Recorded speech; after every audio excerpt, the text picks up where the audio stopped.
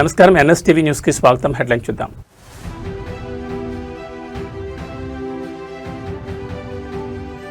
మంత్రి నారా లోకేష్ దక్షిణ కొరియా పర్యటనలో కీలక ఘట్టం. సియోల్లో ముగించుకుని బుసాన్కు ప్రయాణం.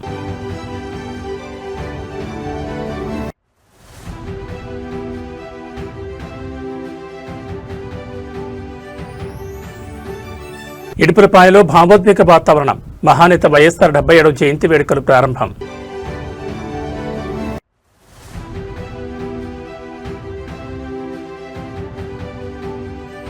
కాళేశ్వరంపై సీఎం రేవంత్ రెడ్డి జలబాణం. కన్నెపల్లి పంప్ హౌస్ ముంపు గుట్టరట్టు చేసిన ఫోటోలు.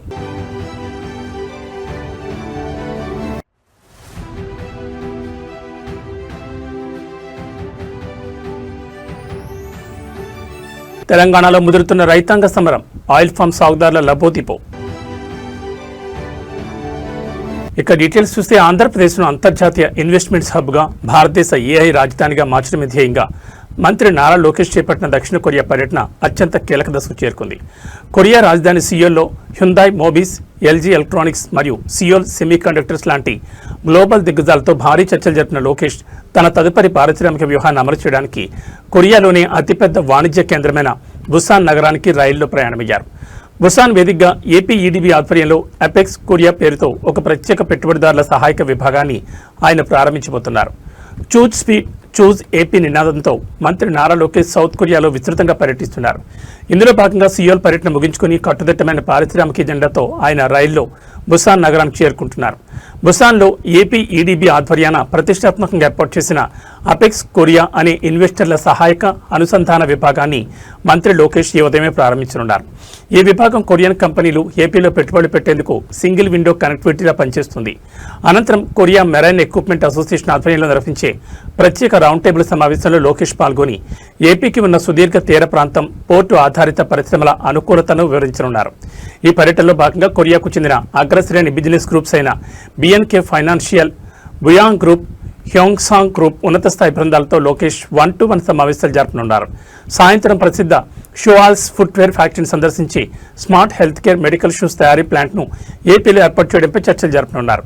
రతన్ టాటా ఇన్నోవేషన్ హబ్ ద్వారా 5 ఏళ్లలో 20,000 స్టార్టప్లు, 1,00,000 ఉద్యోగాలు సాధించడమే లక్ష్యంగా కొరియన్ స్టార్టప్లను కూడా లోకేష్ ఆహ్వానిస్తున్నారు. ఉమ్మడి ఆంధ్రప్రదేశ్ దివంగత ముఖ్యమంత్రి, నిరుపేదల ఆశాజ్యోతి డాక్టర్ వైఎస్ రాజశేఖర 77వ జయంతి వేడుకలు ఇడుపులపాయలో భావోద్వేగ వాతావరణంలో ప్రారంభమయ్యాయి. వైఎస్ఆర్ జయంతిని పురస్కరించుకుని వైఎస్ఆర్సీపీ అధినేత, మాజీ ముఖ్యమంత్రి వైఎస్ జగన్మోహన్ రెడ్డి కడప జిల్లా ఇడుపులపైకి చేరుకున్నారు. తన కుటుంబ సభ్యులతో కలిసి వైఎస్ఆర్ ఘాట్ వద్ద ప్రత్యేక ప్రార్థనలో పాల్గొని మహానేతకు ఘనంగా నివాళులర్పించారు. వైఎస్ఆర్ చేసిన ప్రజాసేవను, ఆయన ప్రవేశపెట్టిన చారిత్రాత్మక సంక్షేమ పథకాలను స్మరించుకుంటూ రాష్ట్ర వ్యాప్తంగా పార్టీ శ్రేణులు జయంతి ఉత్సవాలు నిర్వహిస్తున్నాయి. వైఎస్ రాజశేఖర రెడ్డి 77వ జన్మదినాన్ని పురస్కరించుకుని ఇడుపులపాయలోని వైఎస్ఆర్ ఎస్టేట్లోని ఘాట్ వద్ద వైఎస్ఆర్ కుటుంబం ప్రత్యేక ప్రార్థనలు నిర్వహించింది. వైఎస్ఆర్సీపీ అధినేత వైఎస్ జగన్మోహన్ రెడ్డితో పాటు ఆయన తల్లి వైఎస్ విజయమ్మ, భార్య వైఎస్ భారతి ఈ ప్రార్థనలో పాల్గొన్నారు. సమాధిని సర్వాంగ సుందరంగా పూలతో అలంకరించి కుటుంబ సభ్యులంతా కలిసి నిశ్శబ్ద ప్రార్థనలు చేస్తూ మహానేతను స్మరించుకున్నారు. వైఎస్ఆర్ జయంతి సందర్భంగా రాష్ట్ర నలుమూల నుంచి వైఎస్ఆర్సీపీ నాయకులు, అనుబంధ సంఘాల ప్రతినిధులు మరియు వేలాది మంది అభిమానులు, కార్యకర్తలు ఇడుపులపైకి తరలివచ్చారు. జగనన్నతో పాటు వైఎస్ఆర్సీపీ శ్రేణులు వైఎస్ఆర్ ఘాట్ వద్ద అంజలి ఘటించారు. రైతు రాజ్యాన్ని లక్ష్యంగా పెట్టుకుని ఆరోగ్యశ్రీ, ఫీజు రియంబర్స్మెంట్, ఉచిత విద్యుత్ వంటి విప్లవాత్మక పథకాలతో తెలుగు ప్రజల గుండెల్లో చెరగని ముద్ర వేసిన వైఎస్ఆర్ ఆశయాలకు అనుగుణంగా పార్టీని మరింత బలోపేతం చేస్తూ ప్రజాక్షేత్రంలో ముందుకు సాగుతామని ఈ సందర్భంగా నేతలు ప్రతిజ్ఞ చేశారు.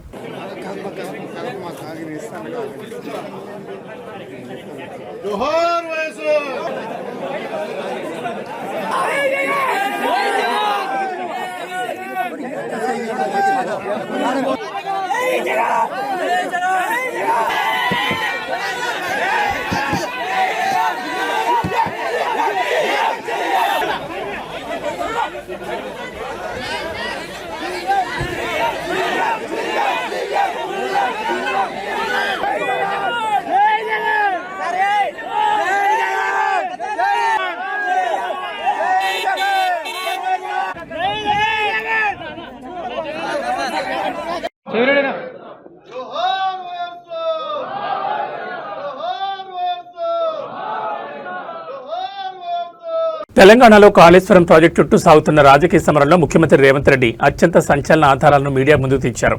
గత బీఆర్ఎస్ ప్రభుత్వ హయాంలో జరిగిన డిజైన్ లోపాలు, ఇంజనీరింగ్ పరాభవాన్ని ఎండగడుతూ 2022 జూలై 14న గోదావరి వరదల్లో కన్నెపల్లి పంప్ హౌస్ ఏ విధంగా నీట మునిగిందో వివరించి అసలు సిసలు ఫోటోలను రేవంత్ రెడ్డి బహిరంగపరిచారు. ప్రెస్ మీట్లో సీఎం రేవంత్ రెడ్డి స్వయంగా ఆనాటి బ్లాక్ డే విజువల్స్ను చూపిస్తూ రక్షణ గోడ కూలిపోవడం వల్ల పంప్ హౌస్ లోపలికి నది నీరు ఎలా చేరింది, బాహుబలి మోటార్లు ఎలా ధ్వంసమయ్యాయో పాయింట్ టు పాయింట్ ఎండగట్టారు. ప్రెస్ మీట్లో ముఖ్యమంత్రి రేవంత్ రెడ్డి చూపిస్తున్న ఈ ఫోటోలను గమనిస్తే 2022 జూలై 14 నాటి గోదావరి వరదల తీవ్రత మరియు ఆ ప్రాజెక్టు నిర్మాణంలో జరిగిన ఘోరమైన మౌలిక లోపాలు స్పష్టంగా కనిపిస్తున్నాయి. వరద తాకిడిని తట్టుకోవలసిన Kannepalli pump house retaining wall ప్రవాహ వేగానికి పేకమేళ్లా కూలిపోయింది. ఈ గోడ పగుళ్లు బారడం వల్ల పక్కనే ఉన్న గోదావరి బ్యాక్ వాటర్ ఒక్కసారిగా ఫోర్స్తో పంప్ హౌస్ ఫోరక్ బే సోచ్ఫుల్ క్రాస్ చేరుకుని లోపలి డ్రైవ్ వెల్ ఇంజనీరింగ్ రూమ్లోకి ప్రవేశించింది. ఫలితంగా క్షేత్రస్థాయిలో ఉన్న 139 మెగావాట్ల సామర్థ్యం కలిగిన దాదాపు 17కు పైగా భారీ బాహుబలి మోటార్లు మరియు వాటి ప్యానల్ బోర్డులు మోకాళ్ల లోతును దాటి ఏకంగా 5 నుంచి 10 మీటర్ల మేర పూర్తిగా బురద నీటిలో మునిగిపోయాయి. ఈ అట్టడుగు స్థాయి వాస్తవాలను, నష్ట తీవ్రతను అప్పట్లో ప్రజాక్షేత్రంలోకి రాకుండా నాటి పాలకుల పీఆర్ యంత్రాంగం ఎలా తొక్కిపెట్టిందో రేవంత్ రెడ్డి ఫోటోగ్రాఫిక్ ఆధారాలతో సహా వివరించారు. కేవలం రాజకీయ ప్రయోజనాల కోసం హడావిడిగా కట్టినందువల్లే ఇలాంటి దుస్థితి వచ్చిందని, దీనిపై పూర్తి విచారణ జరిపి తీరుతామని సీఎం హెచ్చరించారు. ఇక కన్నెపల్లి ఎంత సుఖమైందా అంటే 2022 జూలై 14 గోదావరిలో వరద వస్తే కన్నెపల్లి అన్నారం పంప్ హౌజులు రీటైనింగ్ వాల్ పంప్ హౌజ్ ఇక్కడ కడితే గోదావరి జలాలు ఇందులోకి రాకుండా గోడ అడ్డం కడితే అది నాణ్యత లేకపోవడం వల్ల కుప్పగూలితే మొత్తం కన్నెపల్లి పంప్ హౌస్ ఫోటోలు చూపిస్తున్నాం మీకు. ఇది నీళ్లు నిండిపోయింది. ఇది లోపల మిషన్లు మొత్తం కెమెరా క్లోజప్ తీసుకురా. ఈరోజు కన్నెపల్లి అని చెప్తున్నాడు కదా, ఇగో ఇది కన్నెపల్లి పంప్ హౌస్. ఇది ఎప్పుడు 2022లోనే ఈ పంప్ హౌస్లకు అడ్డంగా కట్టిన గోడ, నీళ్లు రాకుండా కట్టిన గోడ ఒక్కసారిగా గోదావరి జలాలు ఉధృతి పెరగానే ఆ గోడ కుప్పగూలి మొత్తం నీళ్లు పంప్ హౌస్లోకి వస్తే ఇవి కొన్ని మీటర్ల ఎత్తు నీళ్లు నిండినాయి. ఇది మొత్తం పంపులు, లిఫ్టులు, మోటార్ల పరిస్థితి ఇది. మీకు తెలంగాణలో రైతాంగ సమస్యలు, ప్రత్యామ్నాయ పంటల ప్రోత్సాహకాలపై రాజకీయ సమరం మరింత ముదిరింది. జయశంకర్ భూపాలపల్లి జిల్లా కనపూర్ మండలం పరిధిలోని రేపాక గ్రామంలో ఆయిల్ ఫామ్ సాగు చేస్తున్న రైతులను నేరుగా కలిసి వారి క్షేత్రస్థాయి బాగోగులు మరియు సమస్యలను అడిగి తెలుసుకోవడం జరిగింది. దేశంలో వంట నూనెల దిగుమతి భారాన్ని తగ్గించడంతో పాటు రైతులకు లాభదాయకమైన ఆదాయాన్ని అందించాలనే దార్శనికతతో గత బీఆర్ఎస్ ప్రభుత్వం అత్యంత ప్రతిష్టాత్మకంగా ఆయిల్ ఫామ్ సాగును విస్తృతంగా ప్రోత్సహించిందని, అయితే ప్రస్తుత రేవంత్ రెడ్డి సర్కార్ ఆ అగ్రి పాలసీలను, సబ్సిడీలను పూర్తిగా నిర్వీర్యం చేస్తుందంటూ తీవ్ర ఆరోపణలు వ్యక్తమవుతున్నాయి. సాంప్రదాయ పంటలకు ప్రత్యామ్నాయంగా లాభసాటి ఉద్యానవన పంటల వైపు రైతులను మళ్లించేందుకు గత బీఆర్ఎస్ ప్రభుత్వం మైక్రో ఇరిగేషన్, డ్రిప్ సిస్టమ్స్ మరియు భారీ సబ్సిడీలతో ఆయిల్ ఫామ్ సాగును ఒక ఉద్యమంలా ముందుకు తీసుకెళ్లింది. దీనివల్ల వంట నూనెల దిగుమతులు తగ్గి స్వదేశీ మార్కెట్ బలోపేతం అవుతుందని అంచనా వేశారు. కానీ ప్రస్తుత కాంగ్రెస్ ప్రభుత్వం అధికారంలోకి వచ్చిన తర్వాత ఆయిల్ ఫామ్ సాగుకు ఇస్తున్న రాయితీలు, సకాలంలో అందాల్సిన డ్రిప్ మెటీరియల్స్ సరఫరా మరియు కంపెనీల బైబ్యాక్ సమన్వయాన్ని పూర్తిగా నిర్లక్ష్యం చేస్తుందని రేపాక గ్రామ రైతులు ఆవేదన వ్యక్తం చేస్తున్నారు. రేవంత్ సర్కార్ విధానాల వల్ల పెట్టుబడులు పెరిగి సబ్సిడీలు రాక ప్రత్యామ్నాయ పంటలు వేసిన తాము తీవ్రంగా నష్టపోతున్నామని క్షేత్రస్థాయిలో రైతులు వాపోతున్నారు. నాటి ప్రభుత్వ సంక్షేమ కార్యక్రమాలను రాజకీయ కక్షలతో నిర్వీర్యం చేయడం సరికాదని విమర్శలు వెలువెత్తుతున్నాయి. మీ కాళేశ్వరం ప్రాజెక్ట్ కట్టారు కదా, కట్టిన కాడ ఎక్కడనైతే నీళ్లు కిందికి గోదావరిలో ఉత్తర సముద్రంలోకి వస్తున్నాయో ఆ నీళ్ళని ఎత్తిపోయకుండా కావాలని ఎండబెడతాడు. ఆ 2 పిల్లర్లు ఏదో అయినాయి, కిందికి అయినాయి అని చెప్పి మొత్తం ప్రాజెక్ట్ కూలిపోయింది అని బదలాం చేసుకుంటా నీళ్ళు కిందికి పోనిస్తాడు. అసలు ఆ బరేజ్ దగ్గర పోకుండా మేడిగడ్డను ముట్టకుండానే యువతలకి 10 కిలోమీటర్ల మీదకి కన్నెపల్లి పంప్ హౌస్ అని ఉంది. ఆడ 2 పంపులు చాలు చేస్తే ఇలా మొత్తం అన్ని ప్రాజెక్టులు నిండుతాయి. ఆ చూపెడుతందుకు పోయినాయి 1,00,000 క్యూసెక్కుల నీళ్లు కిందికి బేకారు పోతున్నాయి, వేస్ట్గా కిందికి సముద్రంలోకి పోతున్నాయి. అది ఆంధ్రాకు వనికిరావు, మనకు వనికిరావు, కింది గోదావరిలో పడి కిందికి సముద్రంలో పోతున్నాయి. అది చాలు చేయాలి, తెలంగాణ రైతులకు నీళ్ళు ఇవ్వాలని చెప్పి అడిగేందుకు పోయినాం. కానీ వచ్చేటప్పుడు ఏమన్నాడంటే రమణారెడ్డి సాబు, మా దగ్గర పామాయిల్ మంచిగా అయింది, రెండోది ఏంటంటే అన్న చెప్పింది అంతా ఇప్పుడు రైతులు జనరల్గానే అంత అవస్థలు ఉన్నారు, టైంకు యూరియా దొరకది, రైతు బంధు పడది, కరెంటు చక్కగా ఉండలేదు. అట్లాగే ఇప్పుడు ఇక మీకు తెలుసు, మరి మీరంటే పామాయిల్ కాబట్టి బాధ లేదు, మీకు కొనేటోళ్ళు ఉన్నారు. కానీ అటు వరి ఆడ మక్కలు కొంటలేరు, వడ్లు కొంటలేరు, వడ్లల్లో ముందేమో బోనస్ అన్నారు, అది దిక్కు లేదు, తాగమాగం ఉంది. భారతదేశ పటిష్ట దౌత్య విధానం యాక్టివిస్ట్ సరికొత్త శిఖరాలు తాకుతోంది. ఇండోనేషియా అధికారిక పర్యటనలో ఉన్న భారత ప్రధానమంత్రి నరేంద్ర మోడీ ఆ దేశ అధ్యక్షుడు ప్రభోవో సుబియాంటోతో కలిసి యోగ్యకర్తలోని ప్రసిద్ధ బ్రాహ్మణన్ హిందూ దేవాలయాల సముదాయాన్ని సందర్శించారు. యునెస్కో ప్రపంచ వారసత్వ సంపదగా గుర్తించిన ఈ ఐకానిక్ ఆలయ ప్రాంగణాన్ని సందర్శించే క్రమంలో పీఎం మోడీ తన హెలికాప్టర్ నుండి తీసిన అద్భుతమైన ఏరియల్ వ్యూ విజువల్స్ ను నెట్జన్లతో పంచుకున్నారు. భారతదేశం ఇండోనేషియా దేశాల మధ్య ఉన్న శతాబ్దాల నాటి సాంస్కృతిక నాగరికత అనుబంధానికి ఈ క్షేత్రమే సజీవ సాక్ష్యమని ప్రధాని అభివర్ణించారు. ఇండోనేషియాలో సరికొత్తగా బాధ్యతలు చేపట్టిన ప్రెసిడెంట్ ప్రబోవో సుబియాంటో ఆహ్వానం మేరకు పీఎం మోదీ ఈ పర్యటన చేపట్టారు. ఇరు దేశాల రక్షణ, వాణిజ్య బంధాలను బలోపేతం చేయడంతో పాటు సాంస్కృతిక బంధాలను చాటి చెప్పడమే ఈ టూర్ ముఖ్య ఎజెండా. ఇందులో భాగంగానే పీఎం మోడీ ప్రెసిడెంట్ ప్రబోవోతో కలిసి 9వ శతాబ్దానికి చెందిన ప్రాంబరన్ ఆలయ శిల్పకళా వైభవాన్ని వీక్షించారు. శివుడు, విష్ణువు, బ్రహ్మ త్రిమూర్తులకు అంకితం చేయబడిన ఈ భారీ ఆలయ సముదాయం ఆగ్నేసియాలోని అతిపెద్ద హిందూ దేవాలయంగా ప్రసిద్ధి చెందింది. ప్రత్యేకించి ఇక్కడి ప్రధాన గోపురాలు ఆకాశాన్ని తాకేలా అత్యంత అద్భుతమైన నిర్మాణ శైలిని కలిగి ఉంటాయి. హెలికాప్టర్ ద్వారా ప్రయాణిస్తున్న సమయంలో పీఎం మోడీ క్లిక్ చేసిన ఈ ఏరియల్ వ్యూ ప్రాంబరన్ చుట్టూ ఉన్న చారిత్రాత్మక శిథిలాలను మరియు పురాతన నిర్మాణ పారమితులను స్పష్టంగా చూపిస్తోంది. ఇండో పసిఫిక్ ప్రాంతంలో ఇండోనేషియా భారతదేశానికి అత్యంత కీలకమైన భాగస్వామి అని, ఈ పర్యటన రక్షణ, సాంస్కృతిక మరియు సముద్ర తీర రక్షణ రంగాల్లో సరికొత్త మైలురాయి కానుందని అంతర్జాతీయ వ్యవహారాల నిపుణులు విశ్లేషిస్తున్నారు.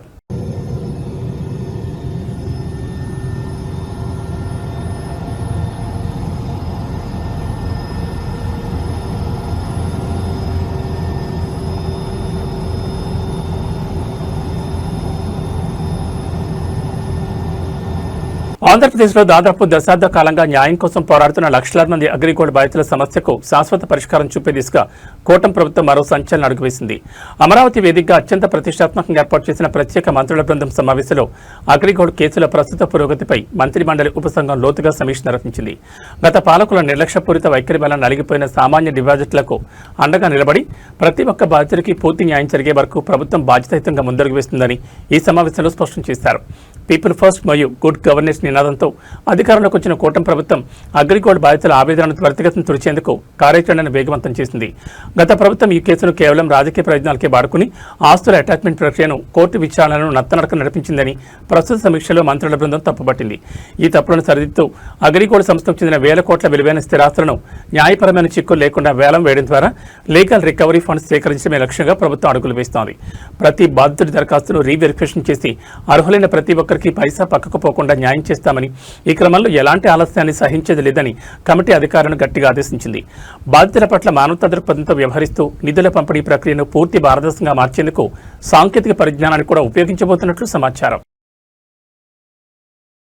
ఏలూరు జిల్లా జంగారెడ్డిగూడెంలో జరిగిన ఓ దారుణ హత్య ఉదంతం కూటమి ప్రభుత్వంలోనే తీవ్ర కలకలం రేపుతోంది. స్థానిక పోలీసుల పనితీరు, నియోజకవర్గంలో శాంతి భద్రతల నిర్వహణపై చింతలపూడి టీడీపీ ఎమ్మెల్యే సొంగ రోషన్ కుమార్ అత్యంత తీవ్రస్థాయిలో ఆగ్రహం వ్యక్తం చేశారు. జంగారెడ్డిగూడెంలో లా అండ్ ఆర్డర్ పూర్తిగా ఫెయిల్ అయిందంటూ ఆయన చేసిన అసహన వ్యాఖ్యలు ఇప్పుడు ఏపీ పొలిటికల్ సర్కిల్స్ ను షేక్ చేస్తున్నాయి. ప్రాణహాని ఉందని ముందే మొరపెట్టుకున్న ఖాకీలు పట్టించుకోలేదని, తాను ఫోన్ చేసిన అరగంటలోనే తన సొంత కార్యకర్త హత్యకు గురి కావడంపై ఎమ్మెల్యే తీవ్రంగా స్పందించారు. జంగారెడ్డిగూడెం పట్టణంలో స్థానిక టీడీపీ కార్యకర్త దుర్గారెడ్డి దారుణ హత్యకు గురయ్యారు. అయితే ఈ విపత్తు వెనుక స్థానిక పోలీసుల ఘోర నిర్లక్ష్యం ఉందంటూ ఎమ్మెల్యే సొంగ రోషన్ సంచలన విషయాలు బయటపెట్టారు. దుర్గారెడ్డి ప్రాణాలకు ముప్పు ఉందని, ప్రత్యర్థులు దారికి ప్లాన్ చేస్తున్నారని పోలీసులకు ముందే ఫిర్యాదు చేసినా వారు కనీసం పట్టించుకోలేదని ఎమ్మెల్యే మండిపడ్డారు. ఇంకా దారుణమైన విషయం ఏంటంటే హత్య జరగడానికి కేవలం అరగంట ముందు ఎమ్మెల్యే సొంగ రోషన్ స్వయంగా తన ఆఫీసు నుండి జంగారెడ్డిగూడెం ఎస్ఐకి ఫోన్ చేశారు. దుర్గారెడ్డికి తక్షణమే పోలీస్ ప్రొటెక్షన్ కల్పించాలని గట్టిగా ఆదేశించారు. కానీ దురదృష్టవశాత్తు ఎమ్మెల్యే స్వయంగా ఫోన్ చేసి అలర్ట్ చేసిన అరగంటలోపే ప్రత్యర్థులు దుర్గారెడ్డిని వేటాడి కిరాతకంగా హతమార్చారు. ఈ వైఫల్యంపై నిప్పులు జరిగిన MLA law and order maintain చేయడం అంటే కేవలం పేకాట క్లబ్బులు, కోడిపందాలు పట్టుకోవడం మాత్రమే కాదంటూ పోలీసులకు గట్టి కౌంటర్ ఇచ్చారు. ఇలాంటి తీవ్రమైన నేరాలు జరగకుండా ముందస్తు జాగ్రత్తలు తీసుకోవడంలో పోలీసులు విఫలమయ్యారని, ఎక్కడైనా తీరు మార్చుకోకపోతే ఊరుకునేది లేదని టీడీపీ ఎమ్మెల్యే సొంగ రోషన్ గట్టిగా హెచ్చరించారు. జంగారెడ్డిగూడెం రూరల్లో పేరంపేట గ్రామంలో చాలా దురదృష్టకరం. ఎందుకంటే తెలుగుదేశం పార్టీ కార్యకర్త అయినటువంటి కారుమూరి దుర్గారెడ్డి గారు హత్య చేయబడ్డారు.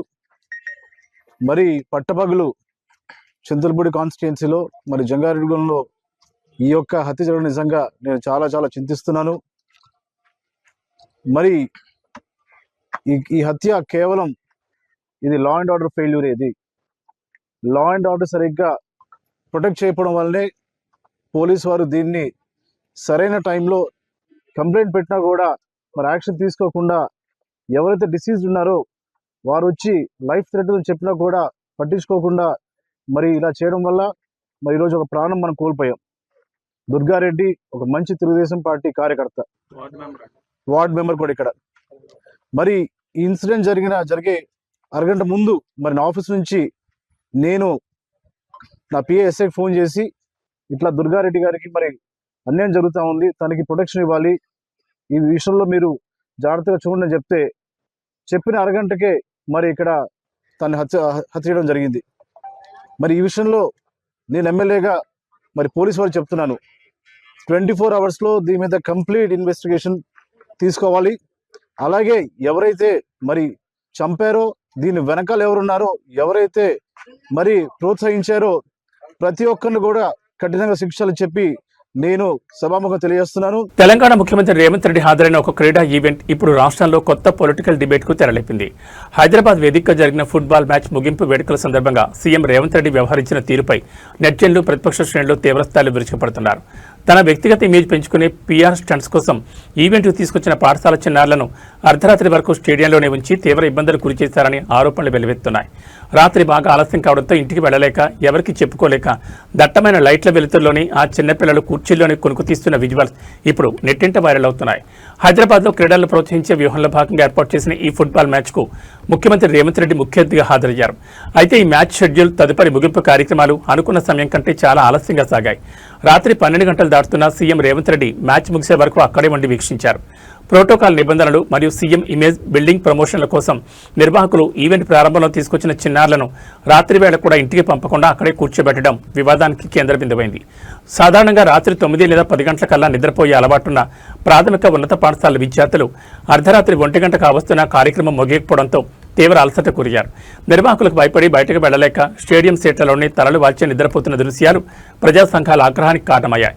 కేవలం పబ్లిసిటీ పిచ్చితో చిన్నపిల్లల ఆరోగ్యం, హక్కులను కాలరాస్తారా అంటూ నెటిజన్లు సీఎం రేవంత్ రెడ్డిని టార్గెట్ చేస్తూ ట్వీట్లు గుప్పిస్తున్నారు.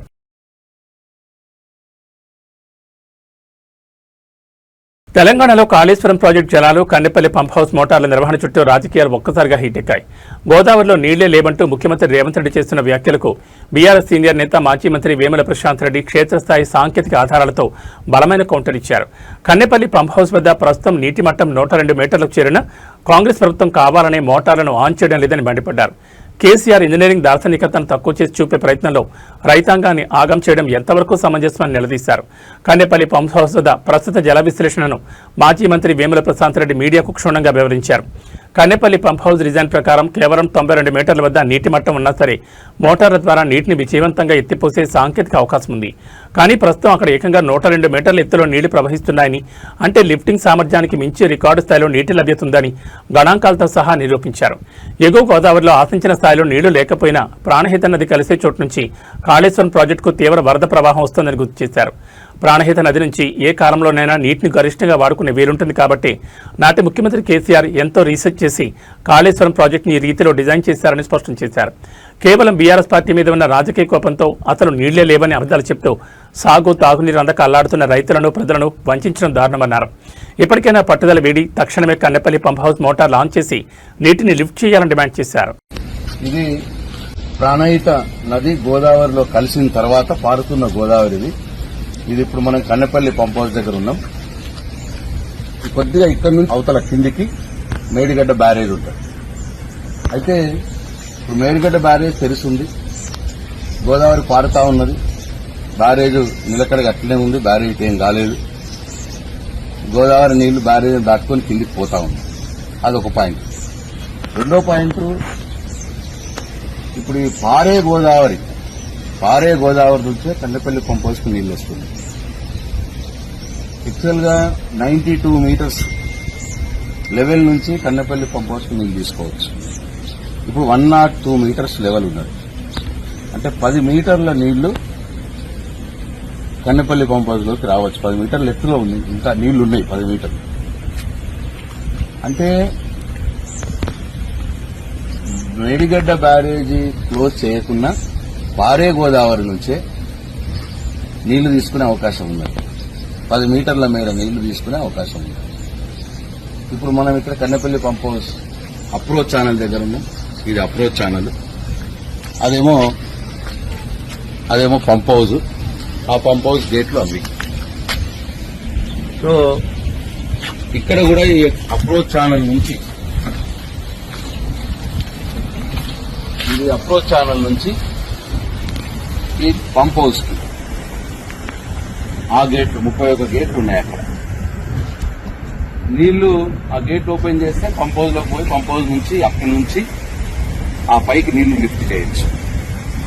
అంటే ఇక్కడ అర్థమవుతున్నది ఏంది, ఇప్పుడు రామగుండం దగ్గర మేము బ్రిడ్జ్ క్రాస్ చేసినప్పుడు అక్కడ గోదావరిని చూస్తే అక్కడ గోదావరిలో చుక్క నీళ్ళు లేదు.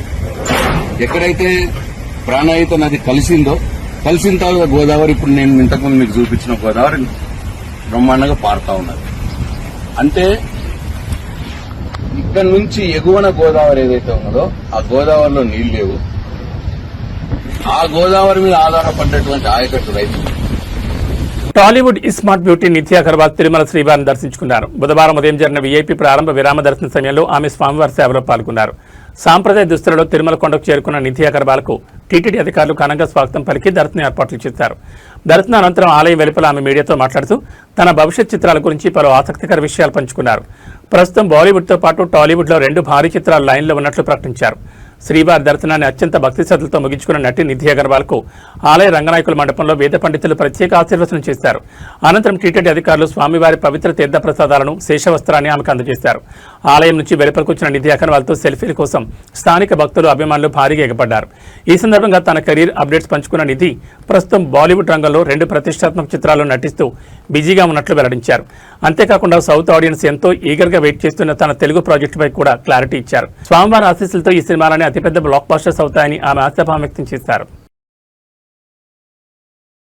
పసిడి కొనాలనుకునే వారికి ఇది ఒక అద్భుతమైన శుభవార్త. హైదరాబాద్ బులియన్ మార్కెట్లో బంగారం, వెండి ధరలు మళ్లీ తగ్గుముఖం పట్టాయి. నిన్న మొన్నటి వరకు ఆకాశమే హద్దుగా దూసుకెళ్లిన పసిడి రేట్లు ఇప్పుడు వరుసగా 4వ రోజు కూడా భారీగా పతనమయ్యాయి. ఇవాళ ట్రేడింగ్లో అటు 24 క్యారెట్ల ఇటు 22 క్యారెట్ల గోల్డ్ రేట్లతో పాటు వెండి ధర కూడా భారీగా పడిపోయింది.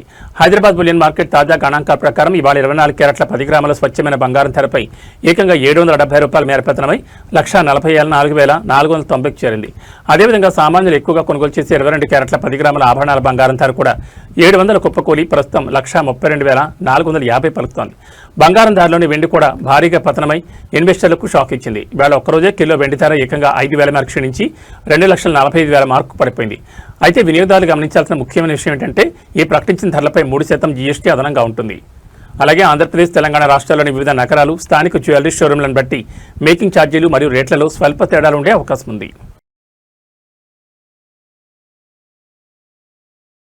తెలుగు రాష్ట్రాల్లో వాతావరణం ఎన్నడూ లేని విధంగా తీవ్ర ఆందోళన కలిగిస్తోంది. వానాకాలం సీజన్ ప్రారంభమై 4 రోజులు దాటిపోతున్న ఆకాశం వైపు చూస్తున్న రైతులకు, సామాన్యులకు తీవ్ర నిరాశ ఎదురవుతోంది. జూన్ నెలలో నైరుతి పవనాలు ఆశించిన స్థాయిలో విస్తరించకపోగా జూలై మొదటి వారంలోనూ అదే కరువు లాంటి వాతావరణ పరిస్థితి ముసురుకుంది.